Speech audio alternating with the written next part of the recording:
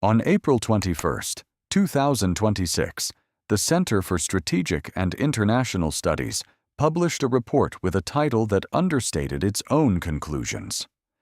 Last rounds? Status of key munitions at the Iran war ceasefire. The question mark in that title is doing quiet but important work.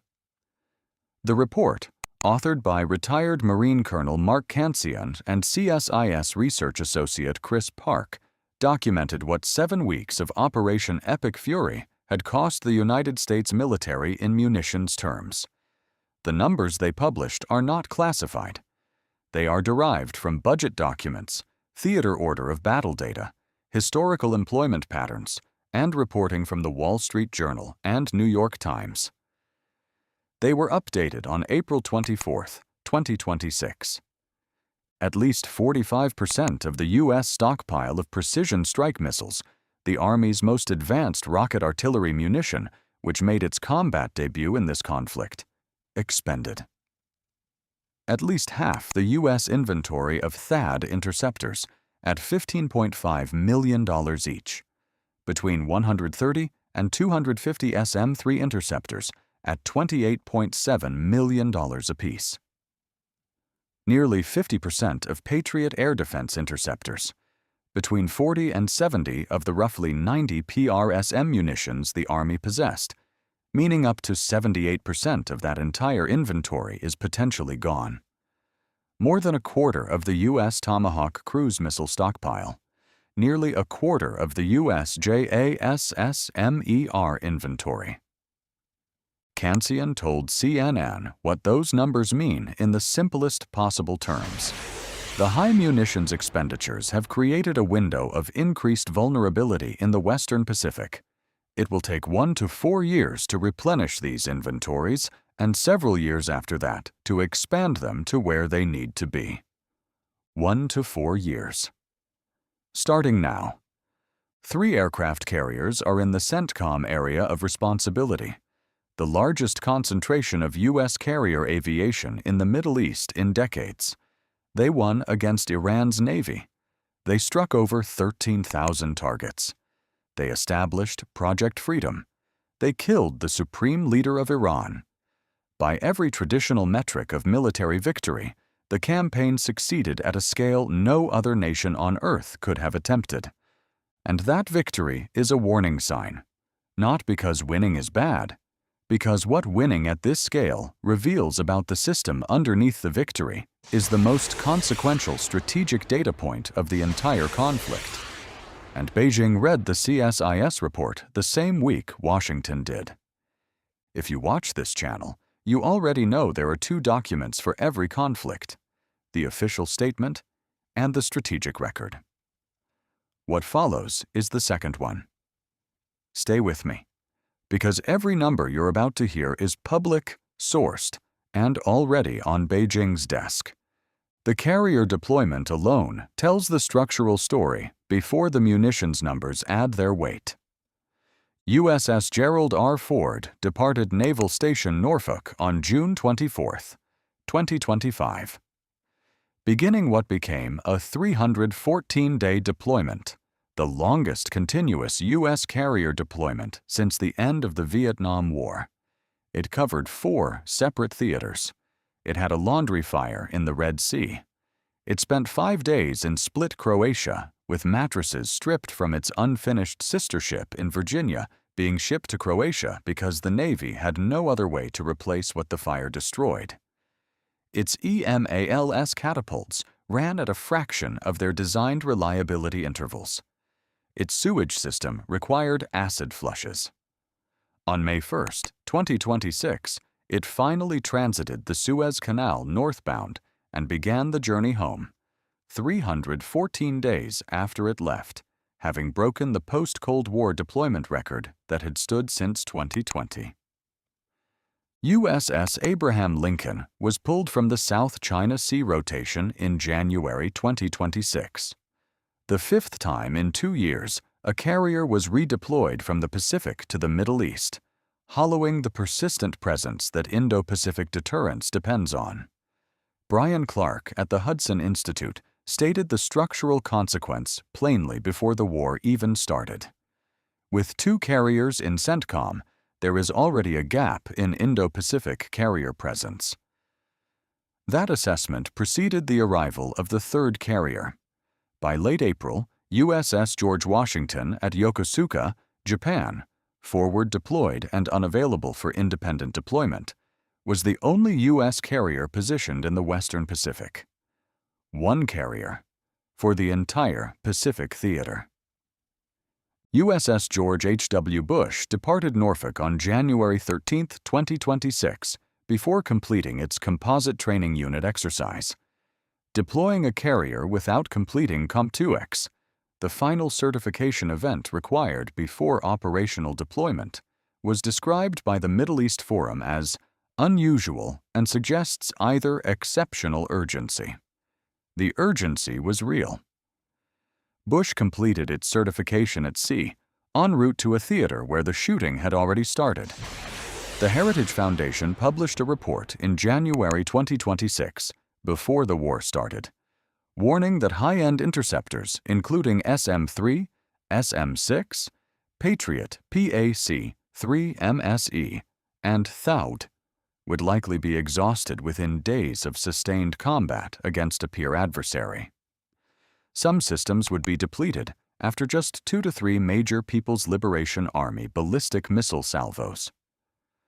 The report noted that aggregate U.S. vertical launch system inventories at an estimated 17,000 rounds were insufficient for even 1 full fleet reload, and that peer-side rearming creates multi-week gaps during which the fleet cannot sustain its air defense mission.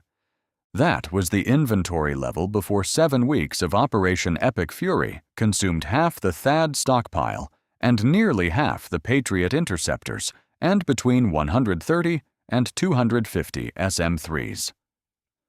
The CSIS report is precise about the specific problem this creates. A war against a capable peer competitor like China will consume munitions at greater rates than in this war. Pre-war inventories were already insufficient. The levels today will constrain U.S. operations should a future conflict arise. China is not Iran. Iran's target set across the entire country is a fraction of China's military infrastructure. Iran's ballistic missile inventory, which consumed half the THAAD stockpile, is a fraction of the People's Liberation Army rocket force's arsenal. China's Shahed-equivalent drone program manufactures at volumes that make Iran's production look handcrafted. The Taiwan Strait is not the Strait of Hormuz. The distances are greater. The target complexity is greater. The intensity of the opening salvos that the Heritage Foundation modeled against Taiwan defense scenarios makes Iran's opening barrage of 2,000 drones and 500 ballistic missiles look like a calibration exercise. The CSIS report is careful about one distinction that the public debate consistently collapses.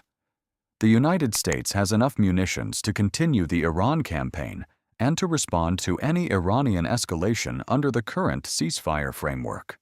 The stockpile is not empty. The military can fight. What the stockpile is no longer sufficient for is simultaneously fighting Iran and deterring or responding to a peer adversary in the Pacific. Those are 2 different problems. The first is manageable. The second is the strategic condition that the 3-carrier victory has created and that 1 to 4 years of production ramp-up will be required to close. Senator Mark Kelly, an Arizona Democrat and former Navy combat pilot, asked the question that the CSIS numbers put in unavoidable terms. The Iranians do have the ability to make a lot of Shahed drones, ballistic missiles, medium range, short range, and they've got a huge stockpile. So at some point, this becomes a math problem. And how can we resupply air defense munitions? Where are they going to come from? He was asking about Iran. The same math problem, applied to China, has no near-term answer. Chinese military analysts were reading the CSIS report. The Asia Times documented the response from Chinese strategic analysts who characterized the Iran conflict as revealing America's structural weakness in sustained high-intensity warfare.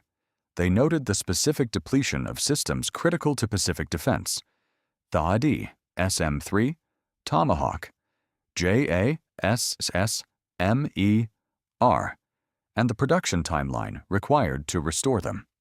The Levant Files analysis, published April 30th, noted that Chinese analysts largely echoed the CSIS assessment, arguing that the Iran conflict fought against a mid-tier adversary would pale in intensity compared to a potential Pacific confrontation. That request, $70 billion for munitions in fiscal year 2027, a nearly threefold increase over current levels, is the administration's acknowledgement of what the Iran campaign cost. It is also an admission that the cost was real. The Pentagon's public response, delivered by spokesperson Sean Parnell, was that the military has everything it needs to execute at the time and place of the president's choosing. That statement is accurate in the near term against Iran. It is not accurate as a description of readiness for a simultaneous or sequential peer conflict in the Pacific in 2026 or 2027. Kansian said so directly to CNN. The numbers in the CSIS report say so directly. The gap between the official statement and the published analysis is itself the warning. CSIS published its own framing of how to interpret what the Iran campaign revealed. President Trump has accepted this munitions risk, alongside other trade-offs like the diversion of forces from the Western Pacific. The theory here appears to be that it is important to decisively win the current war you are in, rather than to hold back and preserve capability for a future war that may never happen. That is a defensible strategic logic. The war with Iran was real. The war with China has not happened. Preserving munitions for a hypothetical conflict at the cost of losing a real one is not a rational trade. The administration made a decision to commit fully to the Iran campaign, and the Iran campaign achieved its military objectives at the scale the commitment enabled. That is what winning looks like, and the victory is real. What is also real is what CSIS said next. Once Operation Epic Fury ends, the naval assets sent to the Middle East will return to the Pacific. Munitions inventories will start to recover, but restoring depleted stockpiles and then achieving the desired inventory levels will take many years. 3 carriers are winning in Iran right now. 2 are still in the Arabian Sea. 1 is heading home after 314 days. Project Freedom launched May 4th with 15,000 service members and 100-plus aircraft under Iran's active missile fire. The operation is running. The victory is being consolidated. The carriers that won this war will return to the Pacific. Their magazines will be thinner than when they left. The stockpiles that supported them will take 1 to 4 years to restore to pre-war levels that were already assessed as insufficient for peer conflict before the war started. The industrial base that fills those magazines operates on production timelines measured in years, not months, and Beijing's analysts published their assessments of what this window means for Taiwan deterrence the same week CSIS published its munitions inventory. The warning sign is not that the U.S. is losing. 3 carriers in the Arabian Sea is not losing. It is winning. The warning is what winning at this scale cost, and how long it will take to rebuild the margin that makes deterrence credible in the theater that matters most to the next decade of American security. Siddharth Kaushal of the Royal United Services Institute said it at the beginning of the campaign, and the CSIS numbers confirmed it at the end. From a narrowly military standpoint, the Chinese are watching this campaign very carefully, not because the U.S. lost, because of precisely what it cost to win. 3 carriers, 13,000 targets, 1 supreme leader dead. by every headline metric. A victory. And it was. But the CSIS report, unclassified and publicly downloadable, put a number on what that victory cost. And Beijing's analysts put a date on what that cost means. April 22nd, 2026. The window is open. The production clock is running. And the carriers are heading home with thinner magazines than when they left. That's the record. That's enemy decoded.